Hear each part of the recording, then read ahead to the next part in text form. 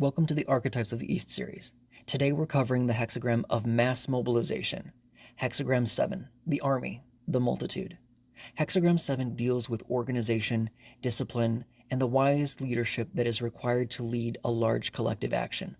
The need for a group to complete a task is called for, and clear commands, well-defined roles, and strict obedience to the goal will make or break success.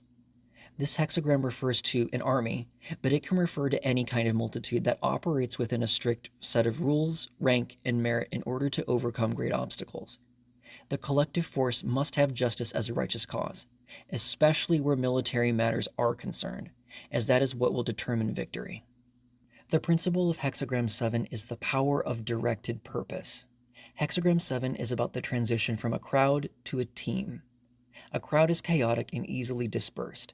But an army, it doesn't have to be a literal army, it can be a large group, is a single organism moving towards a single objective. This hexagram governs any situation that requires massive action, from a corporate restructuring to a social movement, or even an army of thoughts within your own mind. The strength of the army is not in its numbers, but in its centripetal force. The leader must be a strong center that holds the diverse parts together. If the leader is weak-willed or self-serving, the water, or the people, will simply seep into the ground and vanish. In the army, roles are not assigned by ego, but by functional necessity.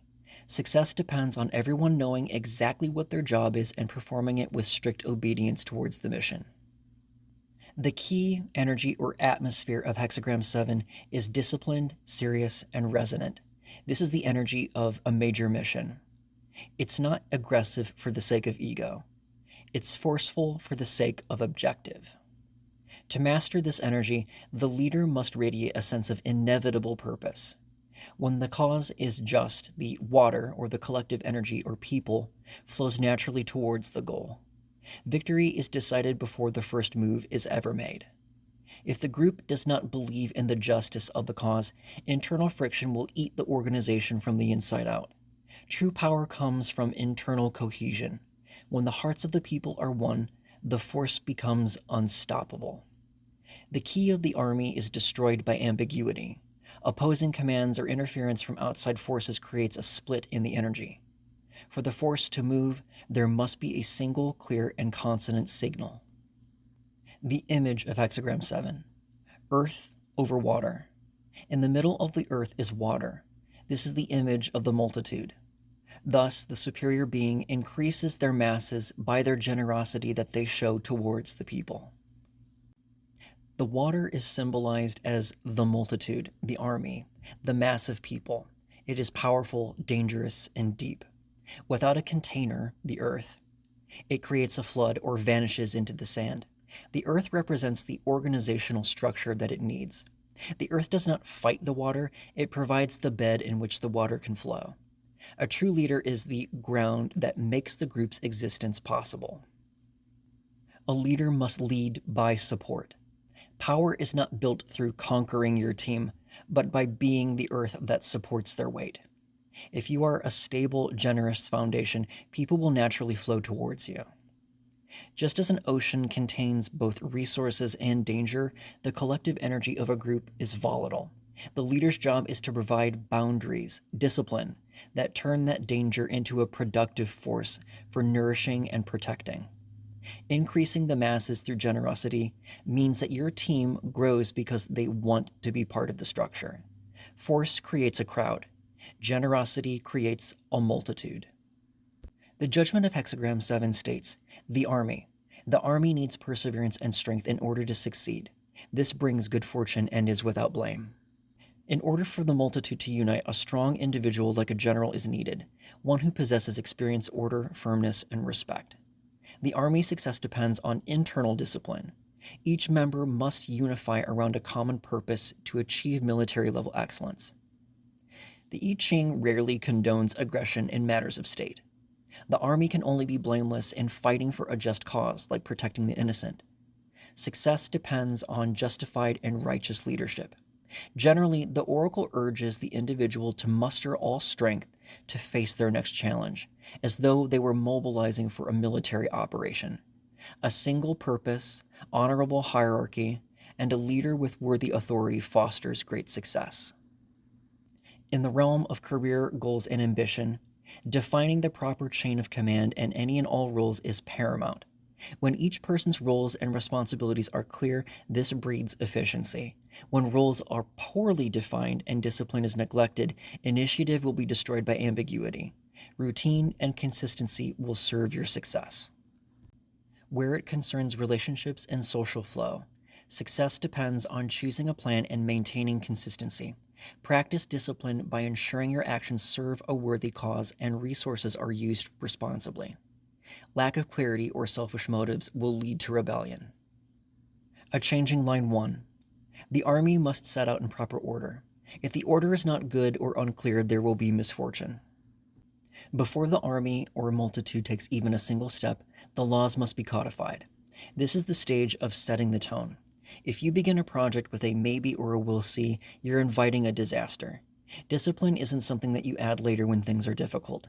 It's the skeleton that allows the body to move in the first place. In order for there to be true success, you need to codify expectation. Whether you're starting a new business venture, a fitness regimen, or a community project, define the rules of engagement today. Ambiguity at the start leads to resentment and rebellion later on. Simple is strong. A complex law is a broken law. Ensure that every member of your multitude understands the goal and their specific role without the need for a complex manual.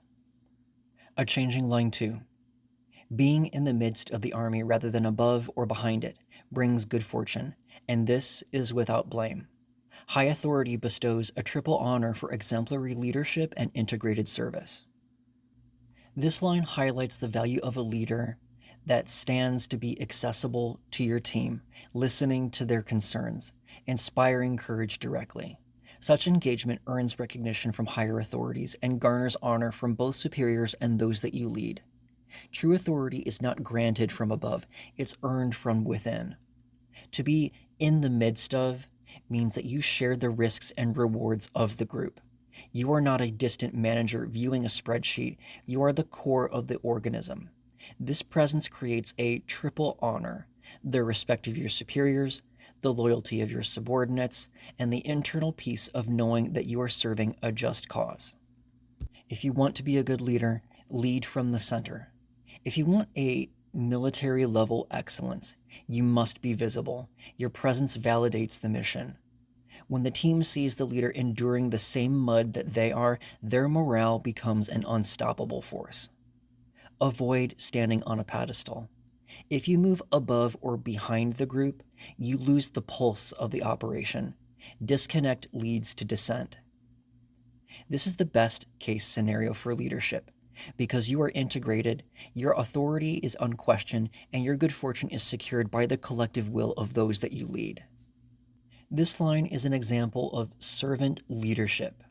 Whether you are a CEO on the factory floor or a parent doing chores alongside your kids, leading from the midst removes the blame that often follows those who give orders without understanding the work. You don't just give commands, you embody that objective. A changing line 3. The army incurs great losses, carrying corpses in wagons, misfortune. The multitude or army is not advancing but retreating, incurring losses stemming from conflicting orders, poor leadership, or even internal dissent due to poor morale. Address problems and cease the current objective. Organization and better leadership are needed. Learn from mistakes in order to make progress. This is the line of hitting a brick wall. The momentum has stopped the multitude. The army is no longer a fighting force, it's a transport for the dead. This happens when leadership is fractured or when the original righteous cause has been replaced by ego of internal dissent. You are expending all of your energy just to carry losses, leaving no strength left to fight for the objective. The advice is to stop the advance. If you continue under these conditions, you're just adding more corpses to the wagon. This is the time to cease the current objective and to perform a radical self-audit. Identify the dead weight, whether it's a failed strategy, a toxic team member, or an outdated belief. You need to leave it behind. This is also the line of too many cooks in the kitchen. Traditionally, this line refers to an army with multiple generals giving conflicting orders. If your endeavor has no clear center, The results will be dead on arrival. Reestablish the single chain of command or dissolve the operation. On a personal level, this is a warning that you're hauling past failures or old resentments into the new challenge. You cannot fight a new battle while clutching to the ghosts of the past. A changing line 4. The army retreats to regroup, and there is no blame in this. Take a defensive stance. If the path forward is blocked or the cost for progress is too high, step back. This isn't a permanent surrender. It's a repositioning. Use this time to regroup your resources and wait for the turning point. There is no blame in being sensible. Distinguish retreat from defeat. A retreat is an order. A defeat is a collapse. Maintain your discipline even while you're moving backward. If you lose your organization during the retreat, you've just created a new disaster for yourself. Use the distance that you've gained to look at the battlefield of your life with fresh eyes. What was the corpse that you were hauling? What rules from line 1 needed to be rewritten? A changing line 5. There is an objective right before you in the field, and it furthers the multitude to seize it immediately. This is without blame. Let the experienced eldest son command the army. Otherwise, the younger, inexperienced son will carry the corpses. Perseverance brings misfortune without proper order. The law of this changing line is about decisive delegation. There is a clear objective that has appeared. This is the game in the field. This is the moment that you've been regrouping for. However, the success of this move depends entirely on who is holding the reins and who is in command. You must choose the eldest son, who represents experience, wisdom, and maturity, over the younger son, who represents ego, impulse, and inexperience. Now is not the time for learning on the job or letting someone lead just because they are enthusiastic about it. Put your most seasoned resources on the front line. In your own mind, lead with your logic and experience, not your emotions or your pride. A changing line 6. The superior one issues commands to rebuild, establish foundations, and bestows titles of leadership. Do not employ inferior individuals with these hard-won spoils. This line instructs the seeker on how to properly use selective governance. The mission is complete. The army or multitude has done its work. And this is the time to dismantle the war machine, quote unquote, and build a new society. This is the stage of consolidation. You're rewarding those who helped you, but you must draw a hard line. Just because someone was a good soldier doesn't mean that they're a good governor. The goal now is to reestablish the normative. Now that the turning point has been reached, you must solidify order. Set new boundaries, distribute rewards fairly, and establish foundations. This is the time to turn your quote-unquote military success into a civilian stability. Inferior people, those who are petty, self-centered, or driven by raw ambition, are useful in the heat of struggle, but they're toxic to a foundation. If you give them power now, they will spoil the peace and undermine everything that you've built. Look at your inner circle.